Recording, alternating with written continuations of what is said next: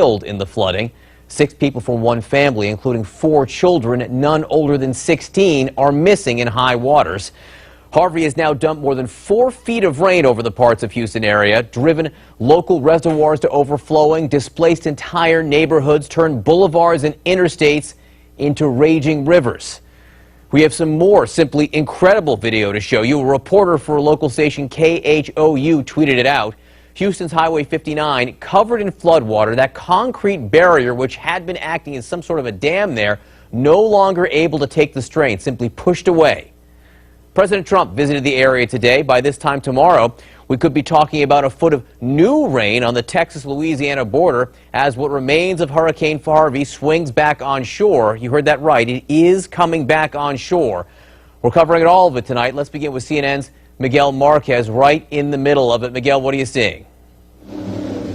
Well, what you are seeing right now, John, is a airboat headed out on State Highway 6 and Cartway Drive in Addix, Texas. This is just west and north of Houston. This place is no longer a road, no longer a highway. It is a river. I'm going to show you the problem here. The only boats that can get in here for the most part are the airboats because they have those low hulls that they can get into this low water. They have been bringing dozens and dozens of people out today. You can see the bus off there in the distance. The police here on the scene say that they've brought hundreds of people out. There are hundreds more that they're trying to get to see and to get to in this area. Extraordinarily hard to do because, one, they get the call. It's hard to find them. Once they do find them, getting them to a place like this is also very difficult. It is slow going. Night is about to fall. The very good news right now is that the sun has come out here for the first time in several days. They are expecting more rain, though, so no one's taking a sigh of relief yet.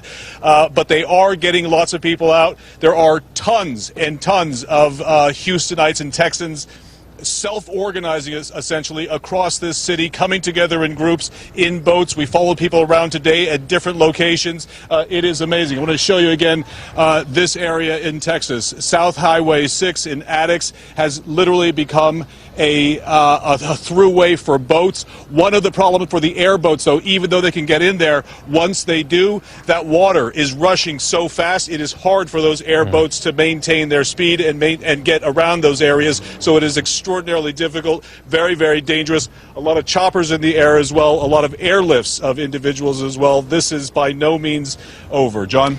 Miguel, that sun, just glorious sight for the people of Houston tonight, no doubt. But that area behind you in Addix, any sense of how many people might be stuck there? It's not clear. This goes on for several miles here, all the way to I-10, which is several miles south of us. There's even hotels in that area that have been inundated. So people who were escaping the floods by checking into hotels, they've now been inundated. The rivers here are just swollen. Some of them haven't even crested yet, so that's another issue here. It is just going to be hours and hours and days before this water works its way through the system. John? All right, Miguel Marquez for us in Addix, Texas. The sun there, but no sun where the storm is going, nor where Drew Griffin is. He is in Beaumont, Texas. Drew, what have you been seeing? The storm coming back is what it's all about here tonight, John. The police department issuing a notice that it is imperative for people to stay off the roads. That's because the roads that we've been seeing all day here are still being inundated with this rainwater, these constant gales and squalls that are coming through at a much steadier rate. Earlier today, we saw some of that flooding all over the roadways. Now we're talking about major highways. I-10 south of here.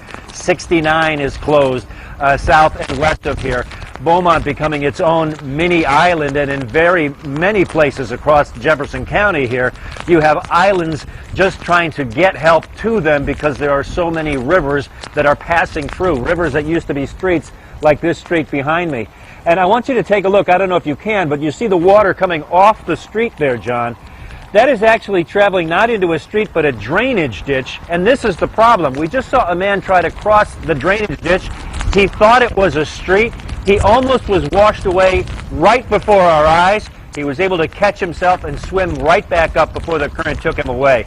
That is why police are saying here in southeast Texas, this is not over by any means. The brunt of the storm may be heading this way right now. All right, indeed. Drew Griffin for us in Beaumont. For a better idea of what is going on around Drew right now, and more alarmingly, what is still to come, let's go to The Weather Center right now, and CNN meteorologist Tom Sater. Tom, what's the latest forecast? Beaumont, where Drew is, not even close to out of the woods.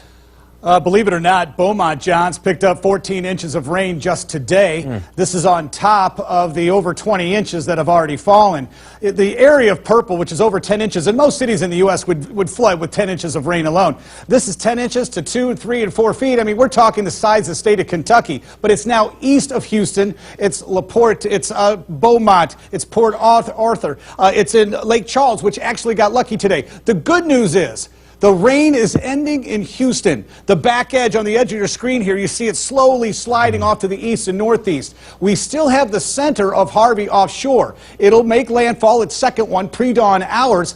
It has been strengthening. It went up from 45 miles per hour to 50, but don't worry about the winds. The problem is the convergence right over Beaumont. So this is a concern now for emergency services and possible rescues to go into eastern parts of Texas, into western Louisiana. Now, we thought New Orleans was going to have some rain, 2 to 4 or 4 to 6 inches overnight. They did not see it. They were sandbagging at Plaquemines Parish. They're not going to need that. The severe weather, some of it, a couple of inches expected coastal Mississippi and Alabama. It picks up in speed finally and moves out. Could still drop a good 6, 10, maybe 12 inches along the way, but it's picking up speed. That's the best news. The problem, again, is going to be Beaumont into Lake Charles. Parts of Louisiana could see significant rainfall, possibly 10, 12 inches or more in the next 24 hours, let's say. So this is where the concern is now coming next. Tom, we've been hearing a lot about the levees today. What is the levee situation around Houston right now? How bad is it?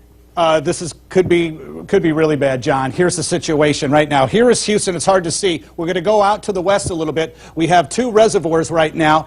The first one, of course, the north one, the Addicks, holds 65 billion gallons of water. And if you take a look at all of the communities around this, we've had 100 subdivisions that have now been evacuated. But we've got over 3,200 homes that have been flooded. At the apex, it's 114 feet. They're looking to have water overlap that by a foot. But it's the northern edge that's 108 feet. It's already been overlapping. So the problem is, all the colors you see is the floodwaters that are flooding all the communities, and it continues community after community. As mentioned, 3,200 homes. But I've got to show you this, because this really breaks it down and gives you a good indication of how bad the problem is. Again, Metro Houston, you can see these 2 areas of green. These are mainly dry catchment areas. Most of the year, they're dry. Authorities made a gutsy call earlier in the week to release water into the Buffalo Bayou. Even though it was receding, they knew those water levels would rise high and above where they were. If you get in closer, you get an idea.